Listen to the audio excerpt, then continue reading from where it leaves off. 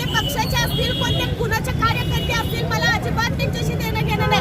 पण आम्ही आज तर काही लोक येऊन आम्हाला दमदाटी करायला लागल्यात आणि मला एवढं शासनापर्यंत पोहोचवायचंय की आतापर्यंत झालेला विकास नाही. मातंग वस्ती, या वस्तीवर तुम्हाला सांगतो, कुठलीही अडचणी सांगायला गेलं की आमच्या समाजावर अन्याय व्हायला लागलाय. आमची मतदारसंख्या कमी आहे, त्याच्यामुळे कुणी येऊन आम्हाला दमदाटी करायला लागलंय. आज कालच्यापासून मुसळधार पाऊस पडलाय, त्या पावसाला जबाबदार कुणीही नाहीये. नगरसेवक आम्हाला वारंवार मदत करतात, नगरसेवकाबद्दल आमची तक्रार नाही आहे, पण कर्मचारी व्यवस्थित वागत नाहीत. त्यांना सांगायला गेलं की उलट दमदाटी देते ती. सगळं त्यांची सत्ता चाललेली आहे. मग कुणाचं ऐकायचं? पूर्ण घरामध्ये पाणी भरलंय, महिला साचलंय, मग आम्ही महिला काढायचं का मतदान करायचं?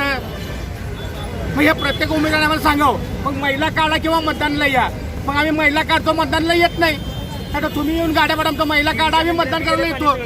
माहिती आहे मतदानावर बहिष्कार टाकलेला आहे. एकही वोटिंग केलं जाणार नाही आणि कुणी वोटिंग मागण्यासाठी आलं तर तो सुद्धा माल खाऊन जाईल. पावसाचं पाणी गेलेलं आहे. तो सुद्धा माल खाऊन जाईल. असते ते सुद्धा मंदिरामध्ये गेलेलं आहे. आमदाराबद्दल, संपर्क मंत्र्याबद्दल